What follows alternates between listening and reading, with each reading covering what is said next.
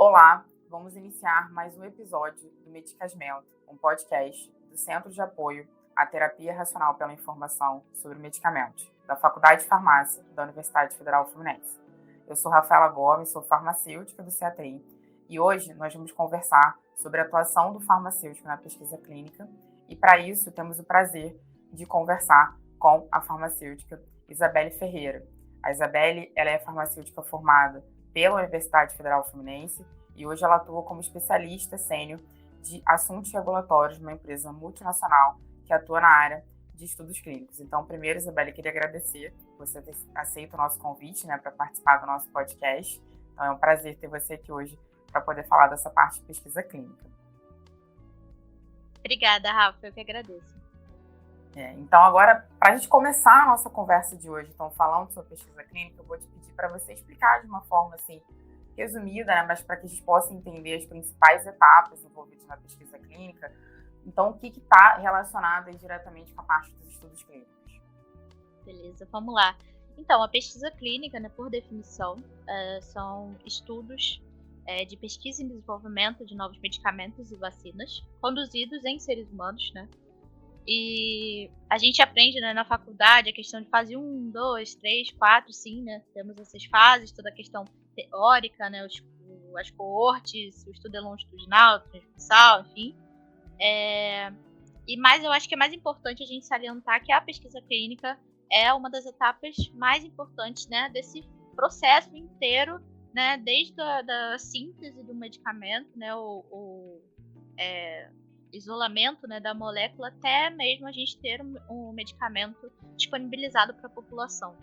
Então, os ensaios clínicos são fundamentais, A gente tem uma longa história de ensaios clínicos, Só a título de curiosidade, o primeiro ensaio clínico foi feito para estudar, se a vitamina C tinha alguma relação com o tratamento do escorbuto, Isso foi no dia 20 de maio, que inclusive é o Dia Nacional da Pesquisa Clínica aqui no Brasil. E de lá para cá a gente teve muitos avanços, muitos pesquisadores se debruçando sobre esse tema e muitos estudos realizados. Então a gente vem evoluindo enquanto país, nas regulamentações relacionadas à pesquisa clínica, nos processos. A gente tem tido atualizações recentes da regulamentação, como a nova RDC, que saiu dia 29 de novembro do ano passado, a RDC 945, de 2024, e uma série de outras normas reguladoras que vêm sendo atualizadas para que cada vez a gente tenha o Brasil como um dos países mais importantes assim, para pesquisa clínica. Bem interessante, mas dentro desse contexto a gente tem alguns atores principais, A gente tem lá o papel da empresa, da indústria que vai ser o patrocinador, também tem a empresa que seria os CROs, que é essa empresa que você trabalha é uma CRO, também tem o centro de estudo. Fala um pouco então desses principais atores para que a gente possa situar o pessoal antes da gente se aprofundar no nosso podcast de hoje. Claro, exatamente o que você disse, assim, são os players, os atores eu costumo dizer que são as engrenagens assim, que se juntam e se movem e fazem acontecer a pesquisa clínica.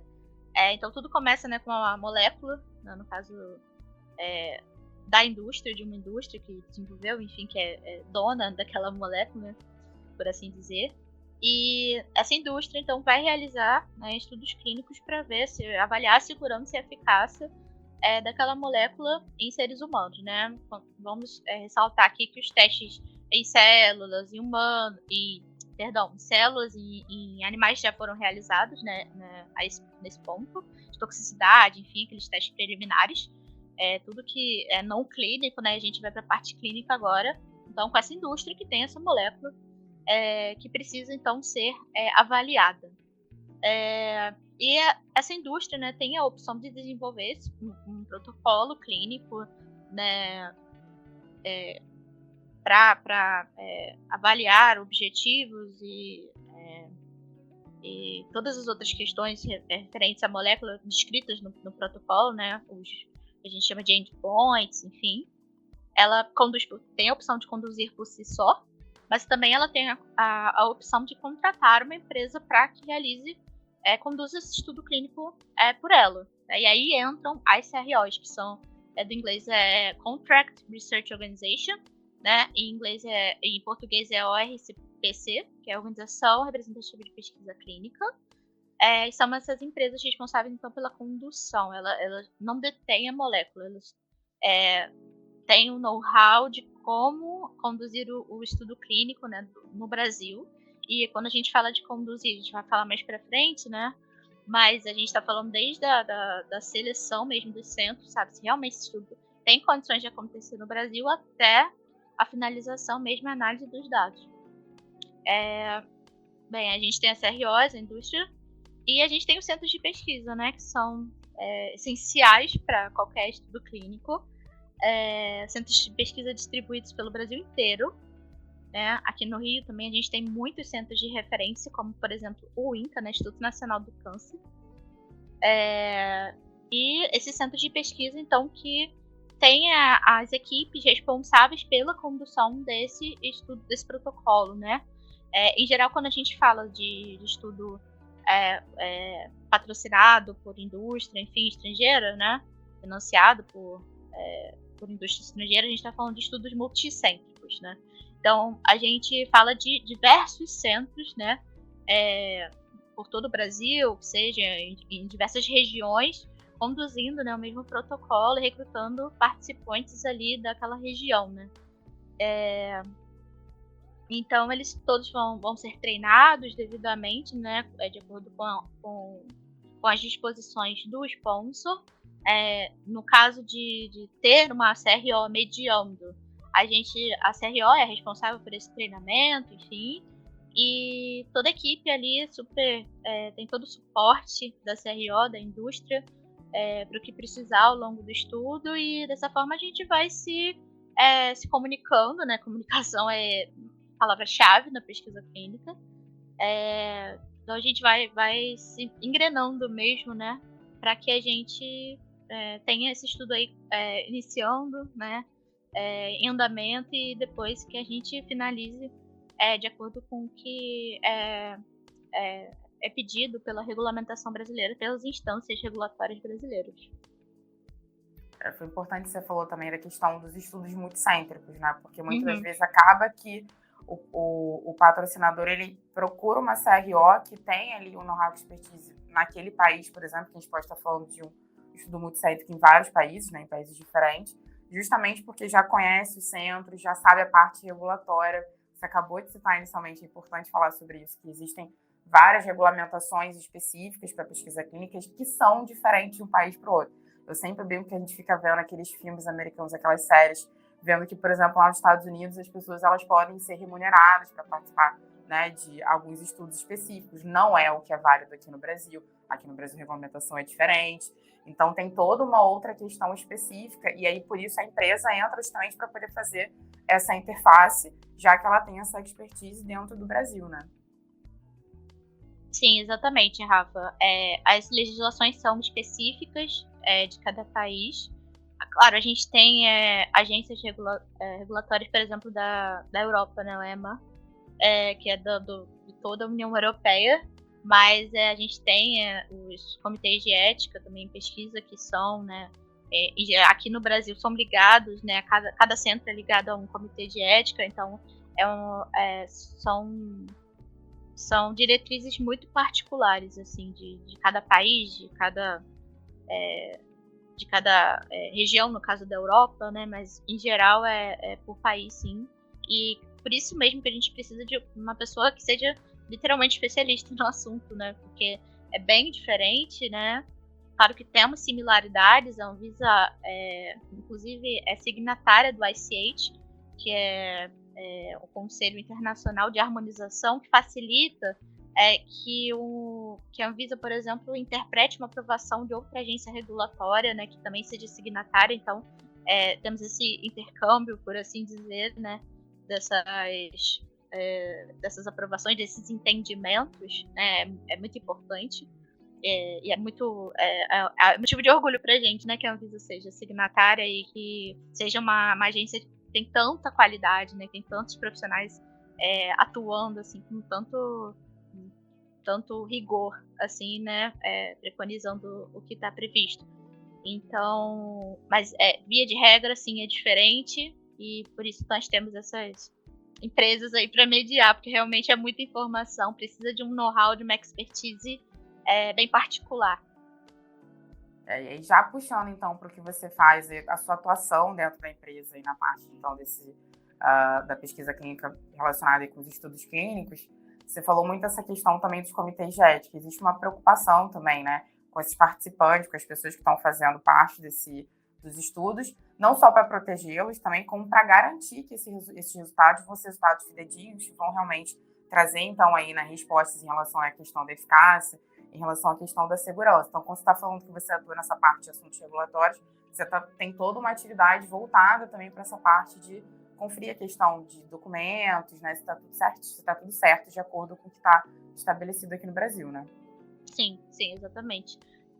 Eu, sendo especialista, né, no cargo atual que eu tô, especialista em assuntos regulatórios, como eu mencionei, desde o processo de viabilidade, a gente faz uma análise de viabilidade para saber se o estudo pode ser conduzido no Brasil, se o Brasil tem condições, né, de conduzir.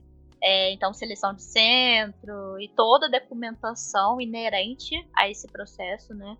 E como você falou, assim, qualidade tem que estar presente, não é nem 100%, 101% de todos os processos, cada vírgula que a gente colocar ali no documento. A gente está lidando, né, afinal de tudo, com vidas, né? Com um prontuário de paciente que tem uma história, que, né, tem uma família. Então a gente tem que ter muita ética, muito respeito no nosso trabalho, e muita qualidade, e é isso. Então, para que sejam publicados os resultados totalmente fidedignos, que sejam analisados de uma forma, colhidos, né, dos prontuários dos pacientes de uma forma totalmente ética, colocando o participante sempre em primeiro lugar, né, a segurança dele, a segurança do parceiro, da parceira dele, enfim. A gente tem todas as regulamentações e todos esses documentos, né, para preservar, por exemplo, a privacidade do participante de pesquisa. A gente tem a anonimização de dados.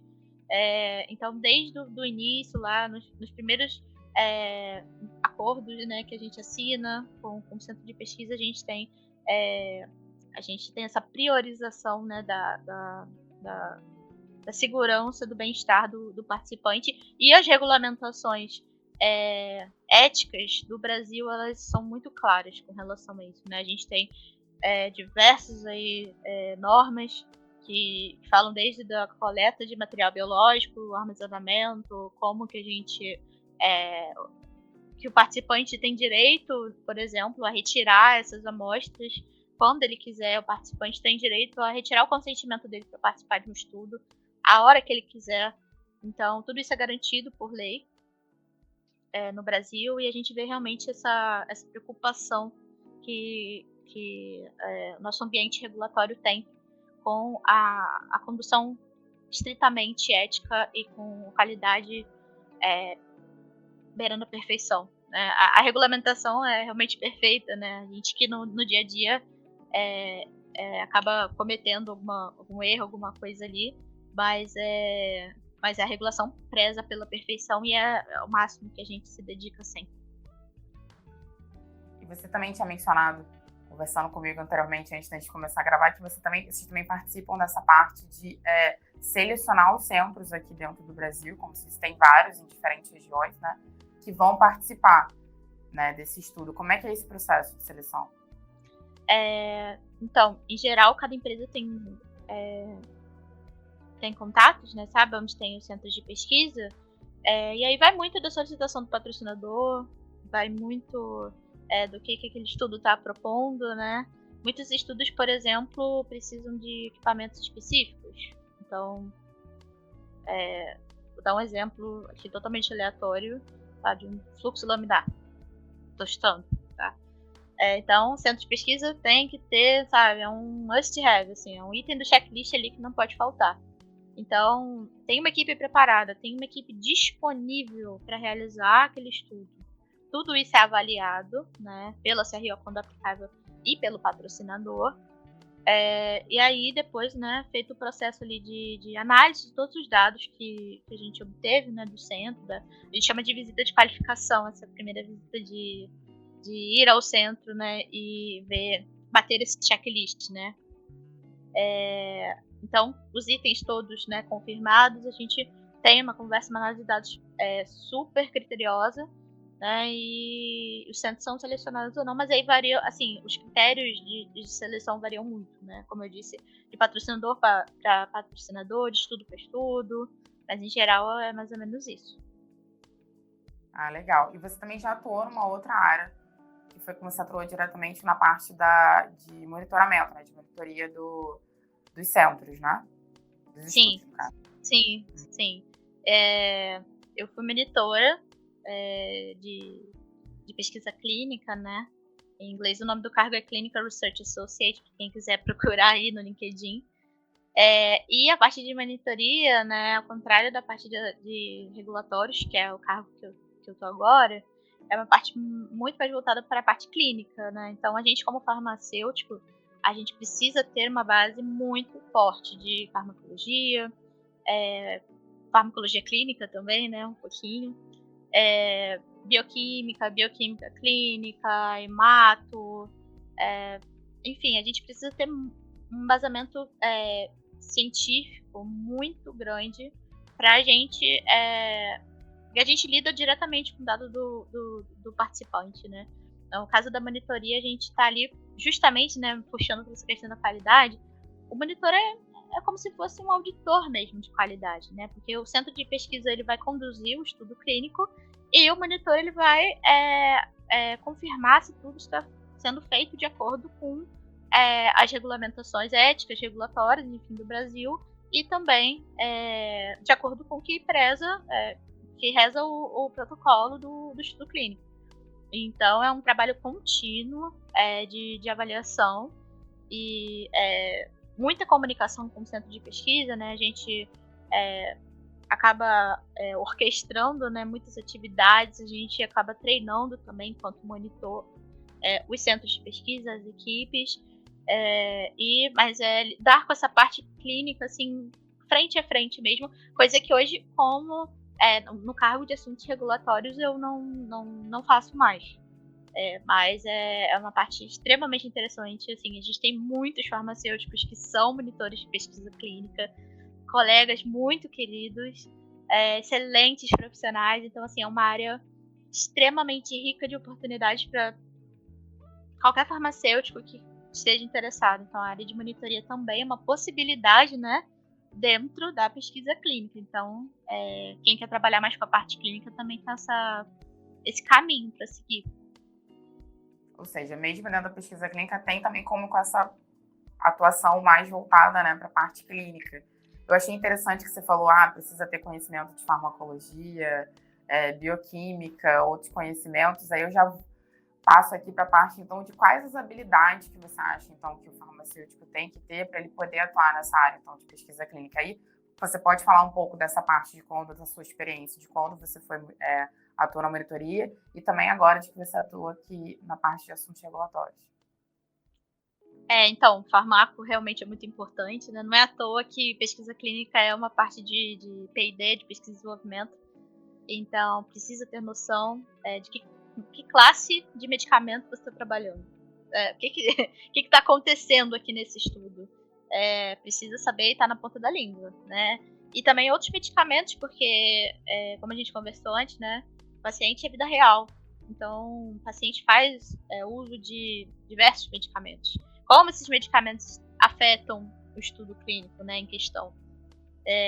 Então, precisa saber na ponta da língua as classes, enfim, mecanismo de ação, assim, tem que lembrar, tem que estar ali na memória, né? E eu acho que inglês também, né, é essencial. Pesquisa clínica é uma área que a gente se comunica não só com centros de pesquisa aqui no Brasil, mas com o mundo inteiro, né? Porque o estudo geralmente, né, quando está sendo conduzido por essas CROs, enfim, indústrias, ele é global. Então, como está sendo conduzido em diversos países, a gente se comunica, né? Não só os times, né, são de vários países, o que é uma riqueza cultural e de linguagem maravilhosa. Mas também a gente troca figurinha, né, com os nossos colegas, então é muito legal e é muito importante. Assim, eu diria que é o ponto-chave da pesquisa clínica é o inglês.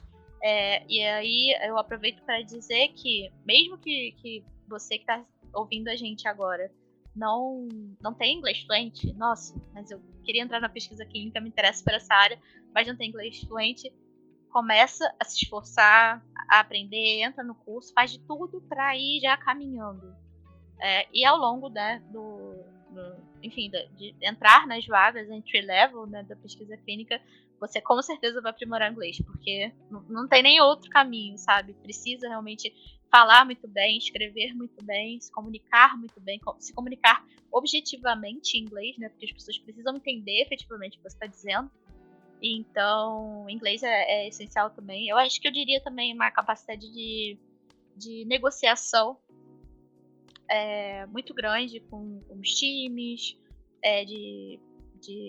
de acompanhar mesmo pedidos. Então, se você pede um documento, você precisa acompanhar até o final para obter o documento, e se não vem do jeito que você quer, como é que você faz, como que você fala, o jeito que você aborda as pessoas, né, dentro da empresa, dentro dos times, é super importante. Então, essas soft skills mesmo, né, de como se comunicar, a comunicação realmente é a palavra-chave para pesquisa clínica, né? Eu diria comunicação em inglês. Acho que resumindo assim, é o básico da pesquisa clínica. E ressaltando, né, o farmacêutico ele tem muito, muito espaço dentro da pesquisa clínica, são diversos cargos. A gente falou aqui por alto, né, Rafa, de assuntos regulatórios e de monitoria, mas a gente tem vários cargos que o farmacêutico pode atuar. Basicamente, a gente tem um mundo de opções aí para os nossos queridos colegas. Eu achei interessante que você falou dessa questão da comunicação, que você tem que saber lidar, né? Não só, então, com profissionais de outros países, mas de outras áreas, talvez até da área de saúde ou de outras áreas. É importante você ter essa capacidade, então, de conseguir passar a informação, saber como é que ela vai ser passada, né? Conseguir conversar sobre isso. Acredito que quando você atua na parte da monitoria também, tinha essa questão ali mais no ao vivo, né? Essa comunicação ao vivo, que talvez ela possa ser até mais complicada do que quando a gente está falando pela internet, quando a gente está mandando um e-mail, está mandando uma mensagem. Falar ali no ao vivo, essa parte da comunicação é importante, né? Sim, muito, muito importante. E a comunicação ao vivo é isso, né? A gente está ali cara a cara com as pessoas que a gente antes só via por e-mail, né? As fotinhos ali. Então, realmente, assim, ter tato, né, na hora de falar, saber o que falar, ter segurança, né, no que está dizendo, porque a gente trabalha com pesquisa clínica, é uma área multiprofissional. Então, a gente tem enfermeiro, tem farmacêuticos de centro de pesquisa também, né, que já abrindo aí também é uma outra área possível para a gente, dentro do centro, né, num outro player aí. A gente tem toda a equipe médica, então são diversos profissionais incríveis que a gente troca, né? E a gente tem que estar muito bem preparado para ter essa parceria, né? Porque eu sempre digo que os centros eles são nossos colegas mesmo de trabalho, né? A gente não faz nada sozinho, muito menos dentro da pesquisa clínica, então precisa realmente ter essa comunicação afiadíssima. Com certeza. E já que você falou, então, essa questão, dá para aprimorar o inglês, essa questão da comunicação é alguma coisa que a gente, né, o profissional que está querendo atuar nessa área, ele pode trabalhar também, né? Mas você falou muito, assim, que precisa de muito conhecimento de vários temas, enfim, diferentes, para você poder atuar. E aí, como é que é esse processo, então, para a pessoa que tem interesse de atuar na pesquisa clínica, para ela conseguir se inserir no mercado? Eu falo isso porque a gente vê que algumas áreas da farmácia, muitos você acaba se inserindo durante a graduação como estagiário, e aí depois você desenvolve um bom trabalho, você quer permanecer na empresa, você é contratado. Então, geralmente, eles acabam ali favorecendo aquelas pessoas que, obviamente, já foram treinadas na época do estágio. Mas como a gente tem na farmácia diferentes áreas, às vezes a pessoa quer mudar de área, de repente, e quer ir para pesquisa clínica. Existe uma abertura no mercado para isso, para você, de repente, começar e decidir trocar? Você precisa se especializar, fazer alguma pós-graduação, ou se você for treinado dentro da empresa, você já consegue ocupar essa vaga? Como é que seria esse esse cenário, então, para se inserir no mercado? Na verdade, eu diria que há vários caminhos, né? A gente tem um caminho do estágio, sim. Inclusive, né, experiência própria, eu fiz estágio em pesquisa clínica antes de ser especialista, de ser monitora, enfim, dentro de uma indústria farmacêutica, e foi minha base, foi minha escola, foi tudo, né? Então, depois eu fui efetivada também, né, nessa mesma indústria e continuei trabalhando por lá. Então, é um caminho com certeza, assim, a gente tem vagas de estágio nas indústrias, né, que desenvolvem estudos clínicos. Aqui no Rio, né, temos aí algumas indústrias com vagas específicas, e a gente também tem as vagas em CROs. Então, por exemplo, a empresa que eu trabalho hoje tem vaga para estagiário, né, até para jovem aprendiz. Então é super um caminho, assim, talvez seja o primeiro degrau, assim, de quem quer realmente entrar para a pesquisa clínica, já tem essa noção dentro da faculdade, né? Mas assim, para uma pessoa que já se formou, né, já é farmacêutico e se interessou pela área, eu diria que fazer cursos sobre os temas, né? Então a gente tem diversos cursos, até gratuitos mesmo, sobre boas práticas clínicas, cursos, se não me engano, até disponíveis, acho que na biblioteca virtual da Fiocruz. Temos o mestrado também profissional da Fiocruz aqui, né, pertinho da gente, que é a mestrado em pesquisa clínica mais voltada para a área de infecto. Enfim, quem tem realmente interesse em entrar nessa área consegue, sim, fazer esses cursos, primeiro livres, né, assim, mais curtinhos, e depois se debruçar mesmo numa pós-graduação para fazer contatos também, porque conhecendo pessoas da área fica muito mais fácil, né, da gente saber de vagas que estão abertas, enfim, de oportunidades, mas também para ter esse embasamento técnico, né, porque a gente aprende na prática, né, eu diria só 70% na prática. Então, já ir com esses 30%, né, prontos para quando for na entrevista de emprego mesmo, eu diria.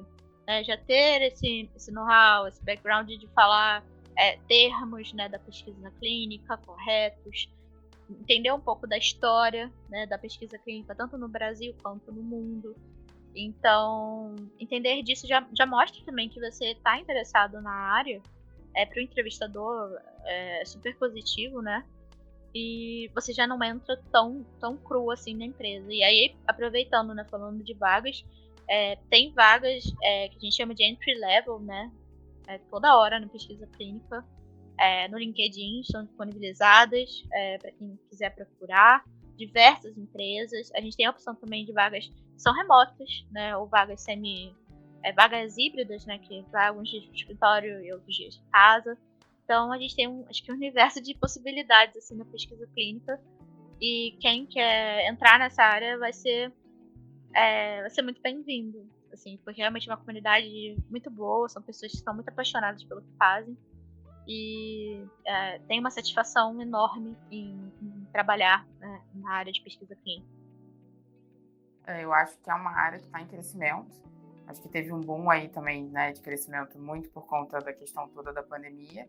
Então, eu acho que tem muitas oportunidades, como você mesmo está deixando claro aqui, elas existem, mas eu acho que é uma área que tem um futuro também muito próspero. Então, para quem estiver interessado mesmo, é uma área muito legal dentro desse cenário aí da farmácia, né? Então, e eu ia perguntar justamente essa questão do trabalho, que eu acho que hoje em dia, atualmente, todo mundo fica preocupado, é remoto, 100%, é híbrido, tem que ir alguns dias, não tem que ir alguns dias, então fica essa dúvida, assim. Na área que você atua, da parte de assuntos regulatórios, é mais voltado para a parte remota, mas também tem a questão da monitoria. A questão da monitoria já seria uma atividade presencial dentro do centro, certo? Sim, sim. Hoje em dia eu trabalho 100% remoto, né? Trabalho de casa. E quando eu era monitor, eu trabalhava viajando. Então, monitor de pesquisa clínica tem esse estilo de vida, eu diria, né? Viajante mesmo. Mala na mão e vamos que vamos. Então, tem centros de pesquisa em todo o Brasil, então região sul, sudeste, norte, centro-oeste, nordeste. Então a gente acaba conhecendo muitos lugares, muitas pessoas, muitas culturas dentro da nossa própria cultura brasileira. É incrível, assim, fantástico. Acho que vou levar para sempre essa experiência que eu tive dentro da monitoria também como pessoa, né? Além do profissional, porque a gente faz muita coisa. É uma vida bastante corrida, né? A gente vive de voo em voo, né? Fazendo conexões e mais conexões. Então é basicamente presencial. Tem alguns dias, né? Acredito que todas as empresas trabalhem assim. Tem os dias de ficar em casa, porque o monitor precisa reportar, né? O que aconteceu, então fazer relatório, etc. Mas é mais, eu diria que 75% ou mais, assim, de viagem, né? Dependendo aí da demanda, enfim. É bastante coisa, assim, o tempo todo viajando. Fica aí também, como você falou, foi um crescimento não só profissional, mas também pessoal. Você acabou conhecendo vários lugares, né? Então, sempre tem aquela pessoa que se identifica com esse estilo de vida e a outra que não se identifica, mas bom saber que tem as duas possibilidades. Você, por exemplo, hoje está 100% remoto, mas também tem a possibilidade para quem quer viajar, aproveitar ali, então, para conhecer também o Brasil, vários centros de várias regiões diferentes. É bem legal isso. Isa, eu também queria pedir para você, então, dar um relato, pessoal, sobre essa sua atuação na pesquisa clínica. Eu acho que trabalhar durante a pandemia foi muito forte, né? A gente, do nada, teve que mudar todo o nosso estilo de trabalho. Todo mundo, né? Não tô nem falando só da pesquisa clínica. A gente teve que trabalhar de casa, foi uma correria danada. Mas vivenciar o ambiente regulatório nessa época do Brasil foi uma coisa, assim, que eu vou levar para sempre, porque eu vi o empenho de cada um dos profissionais que estava ali correndo contra o tempo, né? Correndo contra o vírus. Então, desenvolvendo protocolo e vinha, a gente aprovava rápido. A Conep e a Anvisa nessa época foram, assim, ímpares, né? Com relação a tempo de aprovação. Tinham várias... quando era Covid, era totalmente priorizado. Então, todo o esforço, assim, de todos os profissionais envolvidos, né? O pessoal do centro, todo o empenho em fazer acontecer. Então, mesmo a gente de casa, o pessoal do centro, às vezes, não ia todo dia também, porque, enfim, a gente estava no meio daquela situação muito delicada.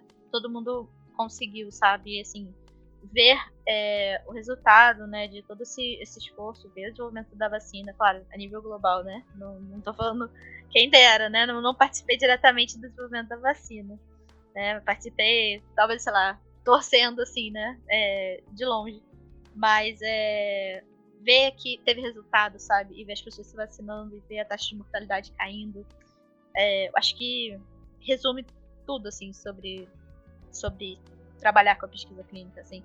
Talvez, para mim, resuma o que é ser profissional de saúde, né? Porque o nosso objetivo é cuidar de vidas, independente de ser farmacêutico, biomédico, médico, enfermeiro, nutricionista, físio. Então, ver isso acontecendo na prática, né? Ver que o nosso trabalho teve esse impacto, né? Que a nossa área teve esse impacto, para mim, é muito gratificante. Quando o medicamento chega na prateleira, a gente pula de alegria, sabe? Porque é uma realização de todos nós. Cara, foi muito importante e forte esse relato, porque eu acho que quando a gente estava em casa, isso tudo estava acontecendo, a gente não para pensar que não eram só os profissionais que estavam na linha de frente que foram essenciais para que a gente conseguisse vencer essa etapa. Eu acho que é importante a gente saber que aconteceu, lembrar que aconteceu até para a gente ter experiência de se isso acontecer de novo, porque agora a gente fala pandemia como se fosse muito tempo atrás, não tem tanto tempo assim, né? Mas para a gente ter essa experiência e usá-la como base para enfrentar uma coisa lá na frente. E saber que vários outros setores estavam envolvidos, né? Então, o pessoal que estava, de fato, desenvolvendo a vacina, o pessoal que estava, então, atuando na parte de pesquisa clínica, fazendo os estudos para que a vacina chegasse no tempo menor possível, né, que era possível, que todo mundo trabalhou para que fosse possível. Você até citou aqui a questão da Conep, é importante a gente falar, que eu acho que a gente não falou exatamente sobre isso, a gente falou sobre ética, mas não falou que a gente tem a Conep, que é a Comissão Nacional de Ética em Pesquisa em humanos aqui no Brasil, então tem esse envolvimento além da Agência Nacional de Vigilância Sanitária. Então, como que é importante a gente compreender que você não necessariamente precisa estar lidando com o paciente. Então, falando que uma outra área que é importante, que é a pesquisa clínica, que existem outras áreas e como que todo mundo está envolvido para que a gente conseguisse superar esse momento, para que a vacina chegasse e a gente já estivesse contando isso já no passado, agora, né? Preferindo ao passado. Então, foi bem importante você ter falado disso, porque acho que ficou claro para todo mundo que está ouvindo como que essa experiência impactou na tua experiência profissional e como você enxerga a sua atuação hoje. Uma situação que estava acontecendo, óbvio, na vida de todo mundo, mas como que isso impactou na sua vida profissional também. Perceber que não é só a gente estar lá, não é só a pesquisa clínica, a gente também tem, aí puxando sardinha para o meu lado, né, já que eu estou aqui participando, né, gente? Tem os estudos pré-clínicos que a Isa falou inicialmente, né? Então, quando a gente faz toda aquela parte da bancada, de fazer análise de toxicidade, ver estudo mesmo no modelo animal, algum outro modelo que exista, antes de fato, a gente fazer, então, os estudos clínicos, partir ali para a pesquisa clínica, para as diferentes fases, ter certeza não, né? Mas ter um indicativo de que já pode passar para os estudos clínicos e ver se aquela molécula ali é uma molécula que vai ser promissora, que vai poder ser lançada no mercado. Enfim, a gente também tem o pós-comercialização. Se você quer falar um pouquinho sobre isso também, a parte da farmacovigilância, então de ficar acompanhando, né? Acho que é importante para a gente poder fechar. E que a gente pode estar atuando em diversas áreas, mas eu acho que você trouxe, assim, uma visão muito legal da pesquisa clínica para todo mundo que está escutando. A gente aí vai deixar você falar um pouquinho da parte da pós-comercialização. Rafa, obrigada, assim, pela oportunidade de estar aqui, né, falando sobre essa área que eu amo, né. Eu sou fã de carteirinha, sou suspeita para falar, né, mas mesmo assim eu falo. E aí, sobre a farmacovigilância, só para dar uma pincelada final, né, é importante ressaltar que, né, temos atuação, obviamente, né, dos farmacêuticos, aí, dos nossos colegas, nessa área, né, a gente chama de fase 4, né, da pesquisa clínica, quando os estudos de vida real, né, tá acontecendo, tá sendo comercializado, e aí, o que tá se passando? Então, existe esse monitoramento também, né, até pra gente ter atualização das bulas, por exemplo, né, então, a bula que vem com medicamento que tá lá na farmácia sendo vendido pra gente, ela é atualizada constantemente, ela é revisada constantemente, né, para que contenha as informações de segurança, até com certeza, né, principalmente para os pacientes, mais atualizadas possíveis. Então a gente tem esse monitoramento, sim, depois da comercialização, super importante, né, e a gente tem canais, inclusive, se não me engano, de pacientes para como as indústrias, até para relatar mesmo, né, efeitos adversos, às vezes inesperados. Tomei medicamento tal, me senti assim, assim, assim. Então, a gente tem esses canais de pessoas que estão preparadas, né, para receber esses eventos e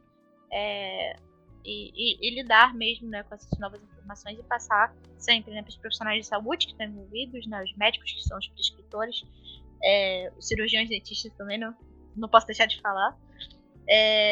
Então, é super importante também ter essa vigilância, né, constante. Então, pra gente entender quanto de trabalho tem em cada caixinha, né, de medicamento que a gente faz uso. Realmente é um trabalho de muita gente, mas é muito gratificante. Isso aí. Bom, Isa, queria agradecer mais uma vez por você ter aceito o nosso convite. Foi um bate-papo aqui incrível. Eu sei que a gente teria muito mais coisa para falar de pesquisa clínica, mas eu acho que a gente conseguiu trazer aqui, então, muitas informações sobre quais são as possibilidades de atuação, quais são as habilidades, como quem está com interesse em atuar na área, como é que pode, né, procurar alguma oportunidade, como é que pode se inserir no mercado. Seu relato foi incrível, como eu já falei anteriormente. Queria agradecer você e deixar esse espaço se você quiser dar algum recado final antes da gente finalizar o nosso episódio de hoje. Rafa, mais uma vez eu que agradeço pelo convite. Incrível, é uma honra estar podendo contribuir um pouquinho assim, para minha universidade, né, na nossa casa. Então, só realmente queria agradecer e dizer que para quem tiver mais interesse na área, quiser me procurar pra gente bater um papo, pra gente conversar, fiquem à vontade, tá? Isabelle Aguiar no LinkedIn, é o sobrenome. Aqui a Rafa botou Isabelle Ferreira, mas é a mesma pessoa, tá, gente? É Isabelle com Z e 2 L's Aguiar. Podem me procurar, mandar mensagem. Eu vou ficar muito feliz de poder falar com vocês sobre o que vocês quiserem sobre a pesquisa clínica. E a gente vai se falando, vai conversando. Bom, gente, obrigada e até o próximo episódio.